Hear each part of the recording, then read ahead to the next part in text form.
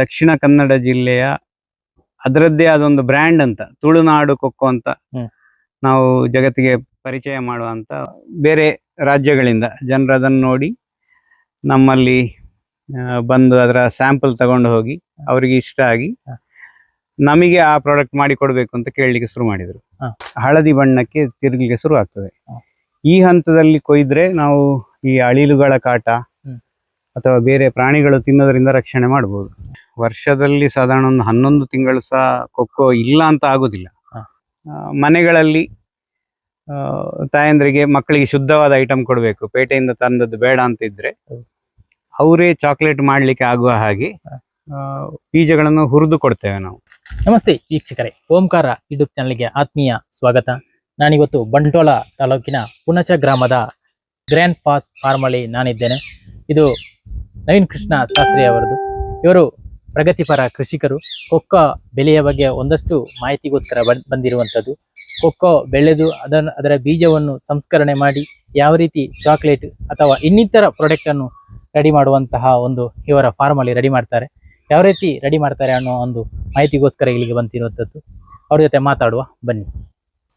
Sir ನಮಸ್ತೆ. ನಮಸ್ತೆ sir, ನೀವು ಕೊಕ್ಕೋದಿಂದ ಯಾವ ರೀತಿ ಯಾವ ಪ್ರಾಡಕ್ಟ್ ಎಲ್ಲ ರೆಡಿ ಮಾಡ್ತಾ ಇದ್ದೀರಿ ಸರ್? ನಾವು ಅದೇ ಕೊಕ್ಕೋದಲ್ಲಿ ಮೇಯ್ನ್ ಶುರುವಿಗೆ ಹಸಿ ಬೀಜ ಕೊಡ್ತಾ ಇದ್ದದ್ದು. ಕೊರೋನಾ ಟೈಮಲ್ಲಿ ಯಾವಾಗ ನಮಗೆ ಹಸಿ ಬೀಜ ತಗೊಳ್ಳೋದನ್ನು ನಿಲ್ಲಿಸಿದ್ರು, ಆ ಟೈಮಲ್ಲಿ ಕ್ಯಾಂಪ್ಕೋದಲ್ಲೆಲ್ಲ ನಿಲ್ಲಿಸಿದ್ರಲ್ಲ. ಕ್ಯಾಂಪ್ಕೋ, ಕ್ಯಾಡ್ಬರಿ, ಯಾವುದೇ ಹಸಿ ಬೀಜ ಯಾರು ತಗೊಳ್ತಾ ಇದ್ರು ಅವರೆಲ್ಲ ನಿಲ್ಲಿಸಿದ್ರು, ಅನಿವಾರ್ಯವಾಗಿ ನಿಲ್ಲಿಸಿದ್ರು. ಆಗ ನಾವು ಸಹ ಅನಿವಾರ್ಯವಾಗಿ ಅದನ್ನ ಒಣಗಿಸಿಟ್ಟುಕೊಳ್ಬೇಕಾದ ಅವಶ್ಯಕತೆ ಬಂತು. ಹಾಗೆ ಒಣಗಿಸಿ ಇಟ್ಟುಕೊಂಡಾಗುವಾಗ ಅದರಿಂದ ನೆಕ್ಸ್ಟ್ ಮುಂದೆ ಏನು ಮಾಡ್ಬೋದು ಅಂತ ಆಲೋಚನೆ ಬಂತು. ಸೊ ಅದರಲ್ಲಿ ಬೇರೆ ಬೇರೆ ಮನೆಯಲ್ಲಿಯೇ ಪ್ರಥಮವಾಗಿ ಟ್ರೈ ಮಾಡಿದೆವು ನಾವು. ಅದನ್ನು ಹುರಿದು ರೋಸ್ಟ್ ಮಾಡಿ ಅದರಿಂದ ಚಾಕ್ಲೇಟ್ ಮಾಡಲಿಕ್ಕೆ ಟ್ರೈ ಮಾಡಿದೆವು, ಪಾನೀಯ ಮಾಡಲಿಕ್ಕೆ ಟ್ರೈ ಮಾಡಿದೆವು. ಹಾಗೆ ಮಕ್ಕಳು ಟೈಮ್ ಪಾಸಿಗೆ ಅಂತ ಒಂದು ಸಣ್ಣ ಯೂಟ್ಯೂಬ್ ಮಾಡಿ ಅದರಲ್ಲಿ ಅದನ್ನು ಹಾಕಲಿಕ್ಕೆ ಶುರು ಮಾಡಿದರು.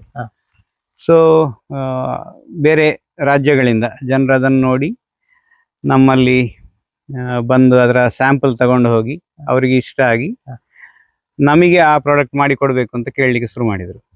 ಹಾಗೆ ನಾವು ಮೇಯ್ನ್ ಆಗಿ ಕೊಕ್ಕೋದ ಕ್ವಾಲಿಟಿ ಬರೋದು ಫರ್ಮೆಂಟೇಷನ್ ಅಲ್ಲಿ.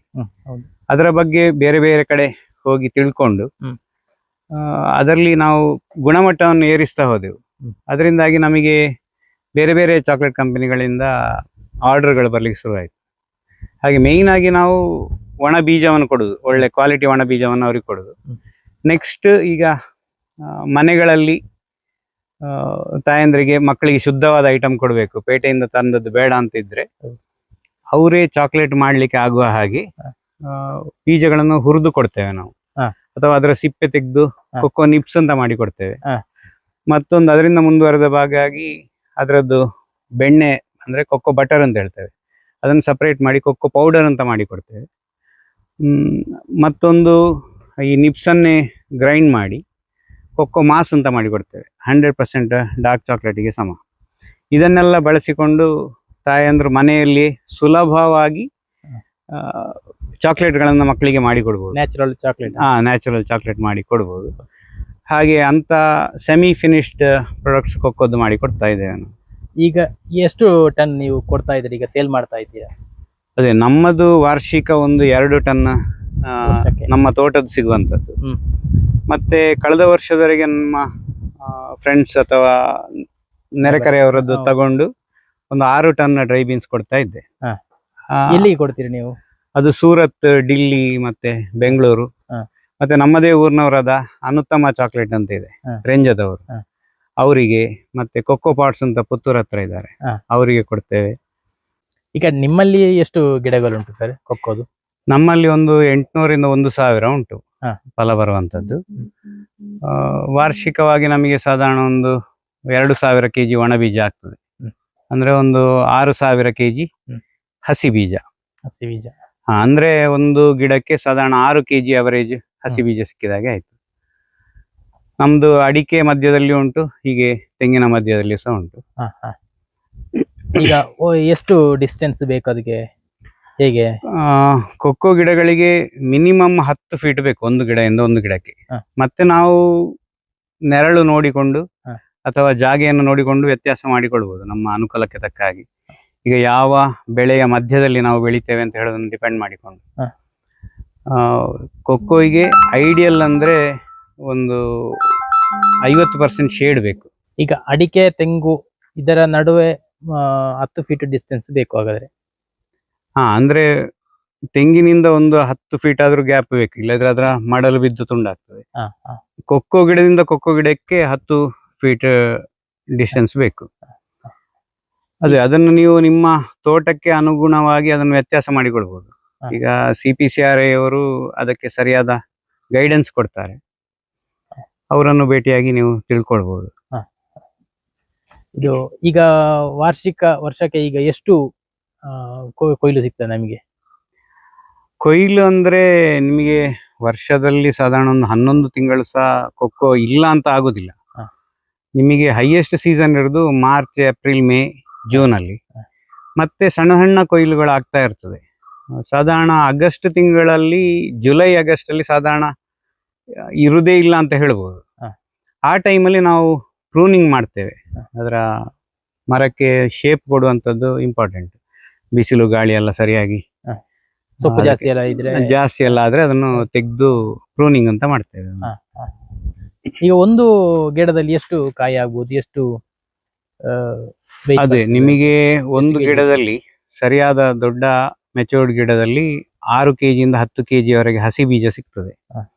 ಈಗ ನಮಗೆ ಈಗ 1000 ಮರ ಅಂತಂದ್ರೆ ವರ್ಷಕ್ಕೆ 6000 kg ಹಸಿ ಬೀಜ ಸಿಗ್ತದೆ. ಅಂದ್ರೆ ಒಂದು 2 kg ಒಣ ಬೀಜ. ಆ ಪ್ರಕಾರ ಒಂದು ಗಿಡಕ್ಕೆ ಅವರೇಜ್ 6 kg ಹಸಿ ಬೀಜ ಆಯ್ತು, 1 kg ಒಣ ಬೀಜ ಆಯ್ತು. 1 kg ಅಲ್ಲ, 2 kg ಒಣ ಬೀಜ ಆಯ್ತು. ಕೊಕ್ಕೋಗೆ ಈಗ ರೇಟ್ ಕಡಿಮೆ ಆಗ್ತಾ ಉಂಟು, ಏನು ಕಾರಣ ಅಂತ ಸರ್? ಅದೇ ಕೊಕ್ಕೋಗೆ ಮೇನ್ ಇಂಟರ್ನ್ಯಾಷನಲ್ ಮಾರ್ಕೆಟ್ನ ಮೇಲೆ ಈಗ ಬೆಲೆ ನಿರ್ಧಾರ ಆಗ್ತಾ ಉಂಟು. ಈಗ ಇಂಟರ್ನ್ಯಾಷನಲ್ ಮಾರ್ಕೆಟ್ ಅಲ್ಲಿ ಕಂಪನಿಗಳ ಆಟವ ಅಥವಾ ಇನ್ನು ನಿಜವಾಗಿಯೂ ಬೆಳೆ ಕಡಿಮೆ ಜಾಸ್ತಿ ಆಗಿದೆ ಅದು ಯಾರಿಗೂ ಸರಿಯಾಗಿ ಗೊತ್ತಿಲ್ಲ. ಆದರೆ ಕಂಪನಿಗಳಂತೂ ನಮ್ಮನ್ನು ಅಲ್ಲಿ ರೇಟ್ ಕಡಿಮೆ ಆಗಿದೆ ಅಂತ ಹೇಳಿ ಇಲ್ಲಿ ರೇಟ್ ಕಡಿಮೆ ಮಾಡ್ತಾ ಇದ್ದಾರೆ. ಅದಕ್ಕೆ ನಾವು ಈಗ ಕಂಡುಕೊಂಡ ಪರಿಹಾರ ಅಂದ್ರೆ ನಮ್ಮ ಏರಿಯಾದ ಅಂದ್ರೆ ಈ ದಕ್ಷಿಣ ಕನ್ನಡ ಏರಿಯಾದ ಕೊಕ್ಕೋಯಿಗೆ ಅದರದ್ದೇ ಆದ ವಿಶಿಷ್ಟವಾದ ರುಚಿ ಮತ್ತೆ ಗುಣಧರ್ಮಗಳು ಉಂಟು. ಅದನ್ನು ನಾವು ಸರಿಯಾದ ರೀತಿಯಲ್ಲಿ ಪ್ರೊಸೆಸ್ ಮಾಡಿದರೆ ತುಂಬಾ ಬೇಡಿಕೆ ಇದೆ ಅದಕ್ಕೆ. ಉದಾಹರಣೆಗೆ ನಮಗೆ ಈಗ 2 ವರ್ಷದಿಂದ ಗೊತ್ತಾಗ್ತಾ ಉಂಟು, ನಮ್ದು ಸರಿಯಾಗಿ ಮಾಡಿದ ಕೊಕ್ಕೋಯಿಗೆ ಎಲ್ಲಿಂದ ಕೇಳಿಕೊಂಡು ಬರ್ತಾರೆ, ನಮಗೆ ಮಾಡಿಕೊಡಿ ಬೇಕದು. ಮತ್ತೆ ಇಲ್ಲಿಯ ನಮ್ಮ ಅಕ್ಕಪಕ್ಕದ ಸಣ್ಣ ಸಣ್ಣ ಚಾಕ್ಲೇಟ್ ಯಾರು ಮಾಡ್ತಾರೆ ಅವರಿಗೂ ಸಹ ವಿದೇಶಿ ಪ್ರೈಸ್ಗಳು ಸಿಕ್ಕಿದೆ ಈಗ ಕಾಂಪಿಟೇಷನ್ಗಳಲ್ಲಿ ನಮ್ಮ ಇಲ್ಲಿಯ ಕೊಕ್ಕೋದ ಇದಕ್ಕೆ. ಹಾಗಾಗಿ ನಾವು ಈಗ ಮಾಡ್ತಾ ಇರುವಂತದ್ದು ದಕ್ಷಿಣ ಕನ್ನಡ ಜಿಲ್ಲೆಯ ಅದರದ್ದೇ ಆದ ಒಂದು ಬ್ರ್ಯಾಂಡ್ ಅಂತ ತುಳುನಾಡು ಕೊಕ್ಕೋ ಅಂತ ನಾವು ಜಗತ್ತಿಗೆ ಪರಿಚಯ ಮಾಡುವಂತ ಒಂದು ಪ್ರಯತ್ನ ಮಾಡ್ತಾ ಇದ್ದೇವೆ, ಕೆಲವು ಸಮಾನ ಮನಸ್ಕ ಕೃಷಿಕರು ಸೇರಿಕೊಂಡು. ಈಗ 99% ಈಗ ಕೊಕ್ಕೋ ಕೃಷಿಕರು ಈಗ ಹಣ್ಣನ್ನೇ ಕೊಡುವಂಥದ್ದು, ಹಸಿ ಹಣ್ಣನ್ನೇ ಕೊಡುವಂಥದ್ದು ನಾವು ಜಾಸ್ತಿ ಕಾಣ್ಬೋದು. ಯಾಕೆ ಒಣಗಿಸಿ ಕೊಡುವುದಿಲ್ಲ? ಏನು ರೈತರಿಗೆ ಸಮಸ್ಯೆ ಆಗುವಂಥದ್ದು, ಯಾಕೆ ಅದನ್ನು ಕೊಡ್ತಾ ಇಲ್ಲ ಅಂತ? ಅದಕ್ಕೆ ಮೇನ್ ಕಾರಣ ಮಾಹಿತಿಯ ಕೊರತೆ. ನಮಗೆ ಈ ವಿದೇಶಿ ಕಂಪನಿಗಳು ಶುರುವಿಂದಲೇ ನಮ್ಮನ್ನು ಇದೇ ದಾರಿಗೆ ದೂಡಿದ್ದಾರೆ, ಅದೇ ಕಾರಣ. ಈಗ ಯಾವ ಹಂತದಲ್ಲಿರುವಂತಹ ಹಣ್ಣುಗಳನ್ನು ಕೊಯ್ಬೋದು ನಾವು? ಈಗ ಹಳದಿ ಕಳ್ಳರಿಗೆ ಬಂದಿರುವಂತದ ಹಣ್ಣುಗಳನ್ನು ಕೊಯ್ಬೇಕಾ, ಅಲ್ಲ ಗ್ರೀನ್ ಆಗಿರುವಂತದನ್ನು ಕೊಯ್ಬೋದಾ, ಹೇಗೆ ಅಂತ ಬೆಳೆದಿರುವ ಗೊತ್ತಾಗುದು ಹೇಗೆ ಅಂತ? ಅದೇ ನಮಗೆ ಹಣ್ಣು ಬಲಿತಾಗ ಅದರ ಈ ದಾರೆ ನೋಡಿ, ಇಲ್ಲಿ ಹಳದಿ ಬಣ್ಣಕ್ಕೆ ತಿರುಗಲಿಕ್ಕೆ ಶುರು ಆಗ್ತದೆ. ಈ ಹಂತದಲ್ಲಿ ಕೊಯ್ದ್ರೆ ನಾವು ಈ ಅಳಿಲುಗಳ ಕಾಟ ಅಥವಾ ಬೇರೆ ಪ್ರಾಣಿಗಳು ತಿನ್ನೋದ್ರಿಂದ ರಕ್ಷಣೆ ಮಾಡ್ಬೋದು.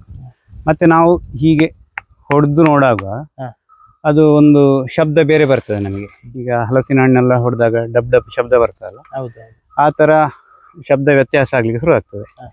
ಹಾಗೆ ಅದನ್ನು ಕೊಯ್ಯುವಾಗ ಈ ತರ ನಾವು ಆದಷ್ಟು ಚಾಕುವಿಂದ ಕೊಯ್ಬೇಕು, ಈ ಭಾಗಕ್ಕೆ ಪೆಟ್ಟಾಗದಾಗೆ ಕೊಯ್ಬೇಕು ಆದಷ್ಟು.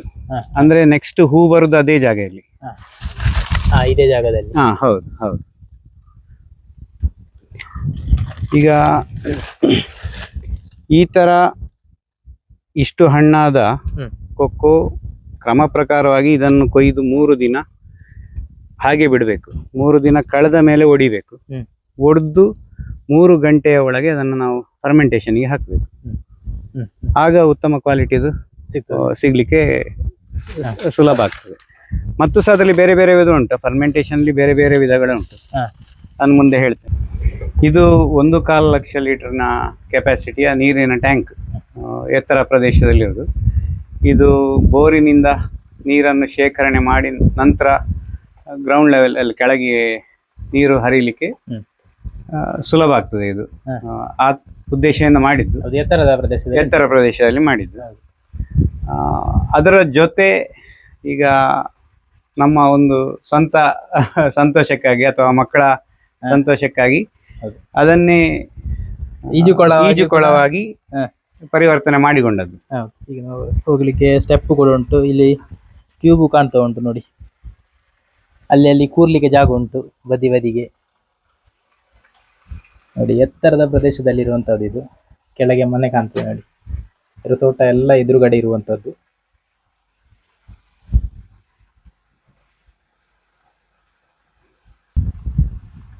ಇದರ ನೀರು ಎಷ್ಟು ಟೈಮ್ ಸಾಕಾಗ್ತದೆ ನಿಮ್ಗೆ? ತೋಟಕ್ಕೆಲ್ಲ ಎಷ್ಟು ದಿವಸಕ್ಕೆ ಬೇಕಾಗ್ತದೆ? ನಮಗೆ 2 ದಿನಕ್ಕೆ ಸಾಕಾಗ್ತದೆ ಇದು. ಇದರಲ್ಲಿ ಮೇನ್ ಅಡ್ವಾಂಟೇಜ್ ಅಂತ ಹೇಳಿದ್ರೆ, ಈಗ 1/4 ಇಂಚು ಅಲ್ಲ, 1/4 ಇಂಚು, ಈಗ 1 ಇಂಚು ಎಲ್ಲ ಬೇರೆ ಬೇರೆ ಬೋರ್ಗಳಲ್ಲಿ ನೀರು ಉಂಟು. ಅದೆಲ್ಲ ಶೇಖರಣೆ ಆಗಿ ಒಟ್ಟಿಗೆ ನಮಗೆ ಕೊಡ್ಲಿಕ್ಕೆ ಪ್ರಯೋಜನ ಆಗ್ತದೆ. ಇಲ್ಲದಿದ್ರೆ ಆ ಸಣ್ಣ ಸಣ್ಣ ನೀರಿಂದ ಡೈರೆಕ್ಟ್ ನಮಗೆ ಡ್ರಿಪ್ಪಿಗೆ ಕೊಡ್ಲಿಕ್ಕೆ ಆಗುದಿಲ್ಲ. ಆ ಉದ್ದೇಶದಿಂದ ಮೇನ್ ಮಾಡಿರುವಂತದ್ದು. ಎಷ್ಟು ಖರ್ಚಾಗಿದೆ ನಿಮಗೆ? 2 ಲಕ್ಷ ಖರ್ಚಾಗಿದೆ. ನಾವೇ ಬೇರೆ ಎಲ್ಲ ಸಾಮಗ್ರಿಗಳನ್ನು ತಂದು ನಾವೇ ಮಾಡಿದ್ದು. ಮೋಲ್ಡ್ ಎಲ್ಲ ತಕೊಂಡು ಬಂದು ಮಾಡಿದ್ದು. ಕಾಂಟ್ರಾಕ್ಟ್ ಎಲ್ಲ ಕೊಟ್ಟರೆ ಜಾಸ್ತಿ ಆಗ್ತದೆ. ಸ್ವಲ್ಪ ಜಾಸ್ತಿ ಆಗ್ತದೆ. ಮತ್ತೆ ಕ್ವಾಲಿಟಿ ಕೂಡ ಇರುವುದಿಲ್ಲ. ಹೌದು, ನಾವೇ ಮಾಡಿದ ಸ್ವಲ್ಪ ಕ್ವಾಲಿಟಿ ಇರ್ತದೆ. ಹೌದು. 30 ಫೀಟ್ ಅಗಲ ಉಂಟು ಇದು, 6 ಫೀಟ್ ಗುಂಡಿ ಇರುದು. ಈಗ ಕೊಕ್ಕೋ ಗಿಡ ಹಾಕಿದ್ರೆ ಈಗ ಇದು ತೆಂಗಿನ ತೋಟ, ತೆಂಗಿನ ಫಸಲಿಗೆ ಏನಾದ್ರು ಸಮಸ್ಯೆ ಆಗ್ತಾ ಉಂಟಾ, ಹೇಗೆ ಅಂತ? ಖಂಡಿತ ಇಲ್ಲ. ಅದು ಒಂದು ಜನರಲ್ಲಿ ಇರುವ ತಪ್ಪು ಭಾವನೆ. ಅಂದ್ರೆ ಕೊಕ್ಕೋ ಕೃಷಿ ನಾವು ಮಾಡಿ ಅದಕ್ಕೆ ಸರಿಯಾದ ಪೋಷಕಾಂಶವನ್ನು ಕೊಡದೆ ಆ ಗಿಡಗಳು ಹತ್ತಿರದ ಬೇರೆ ಮರದ್ದು ತಗೊಂಡು ನಮಗೆ ಬೆಳೆಯಲ್ಲಿ ವ್ಯತ್ಯಾಸ ಅಂತ ಕಾಣುವಂಥದ್ದು. ನಾವು ಕೊಕ್ಕೋವಿಗೆ ಸರಿಯಾದ ಪೋಷಕಾಂಶಗಳನ್ನು ಕೊಟ್ಟರೆ ಅದು ತೆಂಗಿಗೆ ಪ್ರಯೋಜನವೇ ಅಷ್ಟೇ ಹೊರತು ಉಪದ್ರ ಅಂತೂ ಖಂಡಿತ ಅಲ್ಲ. ಉದಾಹರಣೆಗೆ ನೋಡಿ, ನೀವು ಇದರದ್ದು ಎಲೆಗಳು ಬಿದ್ದು ಇಡೀ ನೆಲದಲ್ಲಿ ನಿಮಗೆ ಬೇರೆ ಕಳೆ ಇಲ್ಲ. ಪ್ಲಸ್ ಕಳೆ ತೆಗೆಯುವಂತ ಕೆಲಸ ಕೂಡ ಇಲ್ಲ. ಕಳೆ ತೆಗೆಯುವ ಕೆಲಸ ಇಲ್ಲ. ಪ್ಲಸ್ ನೀವು ಅನುಭವಿಸಬಹುದು ಎಷ್ಟು ತಂಪುಂಟು ನೋಡಿ ಈ ಜಾಗ. ವಾತಾವರಣ ತಂಪಾಗ್ತದೆ. ನೀರು ಹಾಕುದು ಕೂಡ ಅಷ್ಟು ಬೇಕಂತಿಲ್ಲ. ಹೌದು, ಸ್ವಲ್ಪ ಕಡಿಮೆ ಸಾಕಾಗ್ತದೆ. ಮಲ್ಚಿಂಗ್ ಫುಲ್ ಆಗುವ ಕಾರಣ ನೀರಿನ ಪಸೆ ಯಾವಾಗಲೂ ಇರ್ತದೆ. ನೀವು ಈಗ ಅದರಲ್ಲಿ ಕೆಳಗೆ ನೋಡಿದ್ರೆ ಸಾಕಷ್ಟು ತೇವಾಂಶ ಇರ್ತದೆ. ನೀವು ಇದಕ್ಕೆ ಸ್ಪ್ರಿಂಕ್ಲರ್ ನೀರು ಉಪಯೋಗಿಸ್ತಾರೆ ಹೇಗೆ? ಇಲ್ಲ, ಡ್ರಿಪ್ಪರ್ ನೋಡಿ. ಇದು ಮೈಕ್ರೋ ಟ್ಯೂಬ್ ಅಲ್ಲಿ ಇದು ತೆಂಗಿಗೆ ಕೊಡುವಾಗ ಒಂದು ಪೈಪಲ್ಲಿ ಇದಕ್ಕೆ ಬರ್ತದೆ ನೀರು. ಇದು ಈ ಗಿಡಗಳು ಎಲ್ಲಿಂದ ತಂದಿರುವಂತದ್ದು ನೀವು? ಇದು ನಮಗೆ ಕ್ಯಾಂಪ್ಕೋ ಸಂಸ್ಥೆ ಕೊಟ್ಟದ್ದು ಒಂದು 20 ವರ್ಷ ಮೊದಲು. ಅವರು ಅವರ ಸದಸ್ಯರಿಗೆ ಗಿಡ ಮಾಡಿ ಕೊಡ್ತಾರೆ, ಸಬ್ಸಿಡಿ ದರದಲ್ಲಿ ಕೊಡ್ತಾರೆ. ಅದರಿಂದಲೇ ತಕೊಂಡು ಬಂದು ಹಾಕಿರುವಂತದ್ದು. ಮೊದಲು 50 ವರ್ಷ ಮೊದಲು ನನ್ನ ತಂದೆಯವರು ಹಾಕಿದ್ದು ಕ್ಯಾಡ್ಬರಿ ಅವರು ಕೊಟ್ಟ ಗಿಡಗಳು ಸಹ ಇದೆ. CPCRA ಇಂದ ತಂದ ಗಿಡಗಳು ಇದೆ. ಬೇರೆ ಬೇರೆ ಏಜ್ ಗ್ರೂಪಿನ ಗಿಡಗಳು ನಮ್ಮಲ್ಲಿದೆ. ಇದು ಯಾವ ಜಾತಿಯ ಗಿಡ? ಇದು ಆಕ್ಚುಲಿ F1 ಅಂದ್ರೆ F1 ಅಂದ್ರೆ ಎಲ್ಲ ಹೈಬ್ರಿಡ್. ಅದು ಬೇರೆ ಬೇರೆ. ಈಗ ಕೊಕ್ಕೋದಲ್ಲಿ ಮೇಯ್ನ್ ಕ್ರಯಲ್ಲು, ಮತ್ತೆ ಫಾರೆಸ್ಟ್ ಇರೋ ಮತ್ತು ಟ್ರಿನಿಟಾರಿಯೋ ಅಂತ 3 ವಿಧ. ಈಗ ಅಂದ್ರೆ ನಮ್ದು ಎಲ್ಲ ವಿದೇಶದಿಂದ ಬಂದದ್ದು. ಬಂದ ಮೇಲೆ ಸಪರೇಟ್ ಅದರ ತೋಟ ಅಂತ ಯಾರು ಮಾಡ್ಲಿಲ್ಲ, ಎಲ್ಲ ಮಿಶ್ರ ಬೆಳೆಯಾಗಿ ಮಾಡಿದ್ದು. ಸೊ ಈಗ ಸಿಗುವಂತದ್ದು ಎಲ್ಲ ಸಾಧಾರಣ ಹೈಬ್ರಿಡ್ ಅಂತವೇ ಹೇಳ್ಬಹುದು, F1 ಅಂತವೇ ಹೇಳ್ಬಹುದು ಈಗ. ಮತ್ತೆ ನಾವು ಪರ್ಟಿಕ್ಯುಲರ್ ಬೇರೆ ಬೇರೆ ಜಾತಿಯದನ್ನು ಹಾಕುದ್ರಿಂದ, ಬೇರೆ ಬೇರೆ ಮಾಡೋದ್ರಿಂದ ಮಿಶ್ರ ಜಾತಿಯದ್ದನ್ನು ಹಾಕಿದ್ರೆ ಒಳ್ಳೇದು. ಅಂದ್ರೆ ಕೊಕ್ಕೋದಲ್ಲಿ ಕ್ರಾಸ್ ಪಾಲಿನೇಷನ್ ಬಹಳ ಇಂಪಾರ್ಟೆಂಟ್ ಒಳ್ಳೆ ಈಲ್ಡಿಗೆ. ಹಾಗಾಗಿ ಮಿಶ್ರ ಜಾತಿಯದ್ದು ಹಾಕಿದ್ರೆ ಒಳ್ಳೇದು ಕೊಕ್ಕೋದಲ್ಲಿ. ಈಗ ಬೇರೆ ಬೇರೆ ಜಾತಿದು ಈಗ ಗಿಡದಲ್ಲಿ ವ್ಯತ್ಯಾಸಗಳು ಇರುವಂತದ್ದು, ಆತರ ಚಿಕ್ಕ ಗಿಡ ಆತರ ಬರ್ತದೆ ಹೇಗೆ ಅಂದ್ರೆ? ಅಷ್ಟೇನು ನನ್ನ ಗಮನಕ್ಕೆ ಬರಲಿಲ್ಲ. ಹ. ಗಿಡದ ಮೇಂಟೆನೆನ್ಸ್ ನಾವು ಪ್ರೂನಿಂಗ್ ಅಲ್ಲಿ ಇರುವಂತದ್ದು. ಹ. ಬಿಡ್ತಾ ಹೋದ್ರೆ ಅದು ಎಷ್ಟು ಎತ್ತರ ಸಹ ಹೋಗ್ತದೆ. ಹೌದು. ನಾವು ನಮ್ಮ ಅನುಕೂಲಕ್ಕೆ ಅಥವಾ ಬಿಸಿಲಿನ ಹ್ಮ್. ನಿರ್ವಹಣೆಗೆ ಬೇಕಾಗಿ ಅದನ್ನು ಕೊಯ್ಲಿನ ನಿರ್ವಹಣೆಗೆ ಸುಲಭ ಆಗ್ಲಿಕ್ಕೆಲ್ಲ ಅದನ್ನು ಕೊಡೆಯ ಆಕಾರದಲ್ಲಿ ಅದನ್ನು ನಾವು ಶೇಪಿಗೆ ತರುವಂತದ್ದು. ಈಗ ಗಿಡ ಇದು ಈ ಮರ ಎಷ್ಟು ವರ್ಷ ಬರ್ತದೆ ಬಾಳಿಕೆ? ಬಾಳ್ವಿಕೆ 100 ವರ್ಷದವರೆಗೂ ಬರ್ತದೆ ಹ. ಕೊಕ್ಕೋ ಗಿಡ. ಹ.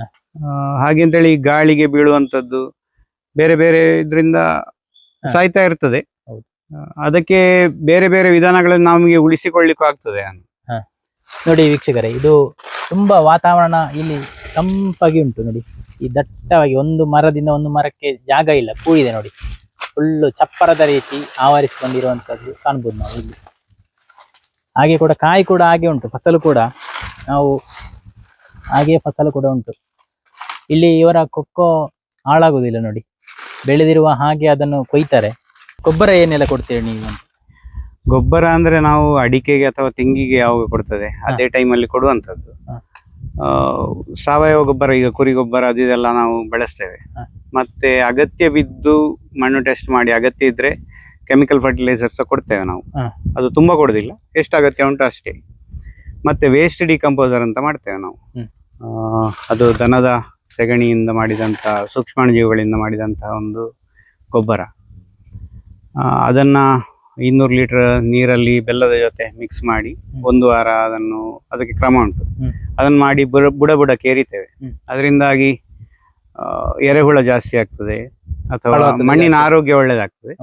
ಅದು ತುಂಬಾ ಪ್ರಯೋಜನ ಕೊಡ್ತದೆ. ಈಗ ಮದ್ದು ಸಿಂಪಡಣೆ ಹೂ ಬಿಡುವ ಟೈಮಲ್ಲಿ ಏನಾದ್ರು ಮಾಡ್ತೀರಾ ಹೇಗೆ? ಮದ್ದು ಸಿಂಪಡಣೆ ಅಂದ್ರೆ ಈಗ ಮಳೆಗಾಲದಲ್ಲಿ ಮೇನ್ ಮಾಡ್ಲೇಬೇಕು.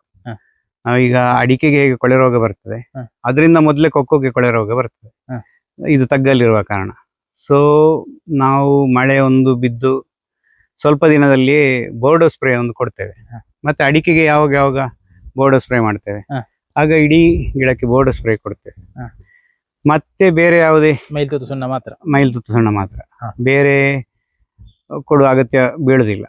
ನಾವು ಈಟಾಗಿ ಬೇರೆ ಕೊಟ್ರೆ ಅದೇ ಪೋಷಕಾಂಶ ಸಾಕಾಗ್ತದೆ. ಹೌದು.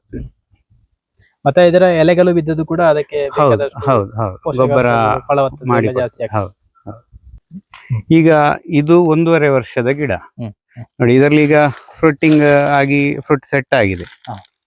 ನಿಮಗೆ 1.5 ವರ್ಷದಲ್ಲಿ ಈಲ್ಡ್ ಶುರು ಆಗ್ತದೆ. ನಾವು ಒಳ್ಳೆತದನ್ನು ಅದಕ್ಕೆ ಪೋಷಕಾಂಶ ಎಲ್ಲ ಕೊಟ್ಟು ಸಾಕಣೆ ಮಾಡಿದ್ರೆ 3 ವರ್ಷ ಆಗುವಾಗ ಮ್ಯಾಕ್ಸಿಮಮ್ ಈಲ್ಡ್ ಕೊಡ್ಲಿಕ್ಕೆ ಶುರು ಮಾಡ್ತದೆ. 3 ವರ್ಷದಲ್ಲಿ ಸರಿಯಾದ ಬೆಳೆ ಸ್ಟಾರ್ಟ್ ಆಗ್ತದೆ. ಇದು ಬೀಜದಲ್ಲೇ ಹುಟ್ಟಿದ ಗಿಡ, ಕಸಿ ಗಿಡ ಅಲ್ಲ. ಅಂದ್ರೆ 50 ವರ್ಷ ಮೊದಲು ನನ್ನ ತಂದೆ ಪ್ರಾರಂಭ ಮಾಡಿದ್ದು. ನಮ್ಮವರಲ್ಲಿ ಫಸ್ಟ್ ಅವರು ಅಂತವೇ ಹೇಳ್ಬೋದು ಕೊಕ್ಕೋ ಕೃಷಿ ಮಾಡಿದ್ದು. ನೋಡಿ, ಇದೀಗ ಅವರು ನಟ 50 ವರ್ಷ ಹಳೆ ಮರ ಈಗಲೂ ನಿಮಗೆ ಕಾಯಿ ಕೊಡ್ತಾ ಉಂಟು. ನೋಡಿ, ಈಗ 50 ವರ್ಷ ಹಳೆ ಮರ, ಇದರಲ್ಲಿ ಈಗಲೂ ಸಹ ಕಾಯಿ ಬರ್ತಾ ಉಂಟು. ಆದ್ರೆ ಹಳೆ ಮರ ನೀವು ಸಾಯ್ಲಿಕ್ಕೆ ಆಗುವಂತದ್ದು ಅಥವಾ ಬೀಳ್ಲಿಕ್ಕೆ ಆಗುವಂತದ್ದನ್ನು ಈ ತರ ಅದರ ಬುಡದಲ್ಲಿ ಬಂದಂತಹ ಚಿಗುರನ್ನು ಒಂದನ್ನು ಬಿಟ್ಟು ಈ ತರ ಹೊಸ ಗಿಡ ಮಾಡಿಕೊಳ್ಬಹುದು. ಇದು ಸಾಯುವ ಮೊದಲೇ ನೀವು ಹೊಸ ಗಿಡದಲ್ಲಿ ರೆಡಿ ಆಗಿರ್ತದೆ. ಹೌದು, ಅದರಲ್ಲಿ ಚಿಗುರು ಬರ್ತದೆ, ಬೇರೆ ಗಿಡದಲ್ಲಿ ಕೂಡ ಬರ್ತದೆ, ನಾವು ತೆಗಿಯುವಂತದ್ದು. ಚಿಕ್ಕ ಗಿಡದಿಂದಲೇ ಬರ್ತದೆ, ಅದನ್ನು ತೆಗಿತಾ ಬೇಕು, ಇಲ್ಲದಿದ್ರೆ ಫಸಲಿಗೂ ತೊಂದರೆ ಕೊಡ್ತದೆ.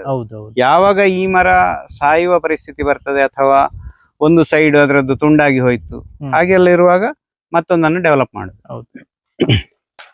ಇದು ಯಾವ ವೆರೈಟಿಯ ಕೊಕ್ಕೋ ಗಿಡ ಸರ್?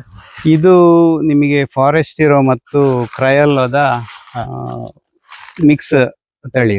ಇದನ್ನು ಟ್ರಿನಿಟಾರಿಯೋ ಅಂತ ಹೇಳ್ತಾರೆ. ನ್ಯಾಚುರಲ್ ಆಗಿ ಕ್ರಾಸ್ ಪಾಲಿನೇಷನ್ ಆಗಿ ಆಗಿರುವಂತಹ ತಳಿ ಅದು. ಅದರಲ್ಲಿ ಫಸಲ್ ಎಲ್ಲ ಒಂದೇ ತರ ಬರ್ತದ? ನಾರ್ಮಲ್ ಆಗಿ ಸ್ವಲ್ಪ ವ್ಯತ್ಯಾಸ ಬರ್ತದೆ. ಕ್ರಯಲ್ಲೋ ಜಾತಿದು ಸಿಹಿ ಜಾಸ್ತಿ ಮತ್ತೆ ಅದಕ್ಕೆ ರೋಗ ಕಡಿಮೆ ಅಂತ ಲೆಕ್ಕ. ಫಾರೆಸ್ಟ್ ಇರೋ ನಿಮಗೆ ಹೆಚ್ಚಾಗಿರುವಂತದ್ದು ಫಾರೆಸ್ಟ್ ಇರೋ, ಅದರಲ್ಲಿ ಫಸಲು ಜಾಸ್ತಿ. ಸ್ವಲ್ಪ ತಂಪು ವಾತಾವರಣ ಜಾಸ್ತಿ ಇದರಲ್ಲಿ.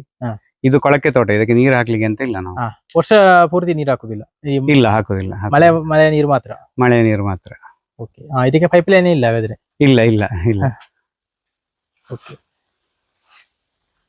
ಅದು ಕೊಕ್ಕೋ ಇರುವ ಕಾರಣ ನೆರಳು ಇರುವ ಜಾಸ್ತಿ ಇದೆ, ಇಲ್ಲಾಂದ್ರೆ ಕೊಡ್ಬೇಕು. ನೀರು ಕೊಡ್ಬೇಕಾದ ಪರಿಸ್ಥಿತಿ ಬರ್ಲಿಕ್ಕೂ ಸಾಕು. ಹೌದು ಕೊಕ್ಕೋ ಇದ್ರೆ ಅದರದ್ದೇ ಮಲ್ಚಿಂಗ್ ಆಗ್ತದೆ ಹೌದು ನಿಮಗೆ. ಹೌದು. ಕೊಕ್ಕೋ ಕೃಷಿಯ ಬಗ್ಗೆ ಯಾವ ರೀತಿ ಫಸಲನ್ನು ಪಡೆಯಬಹುದು, ಅದಲ್ಲದೆ ಯಾವ ರೀತಿ ರೋಗ ಮತ್ತೆ ಅದಕ್ಕೆ ಹಾಕುವಂತಹ ಗೊಬ್ಬರ ಎಲ್ಲಾ ವಿಷಯವನ್ನು ನಮ್ಮ ಜೊತೆ ಕೃಷಿಕರ ಜೊತೆ ಮಾಹಿತಿಯನ್ನು ಒದಗಿಸಿಕೊಟ್ಟಿದ್ದೀರಾ ಸರ್. ನಿಮಗೆ ಧನ್ಯವಾದಗಳು. ಈ ಮಾಹಿತಿ ಇಷ್ಟ ಆಗಿದ್ರೆ ಶೇರ್ ಮಾಡಿ, ಲೈಕ್ ಮಾಡಿ, ಕಮೆಂಟ್ ಮಾಡಿ ಅಂತ ತಿಳಿಸುತ್ತಾ ಮುಂದಿನ ವಿಡಿಯೋದಲ್ಲಿ ಸಿಗೋಣ. ಜೈ ಶ್ರೀರಾಮ್.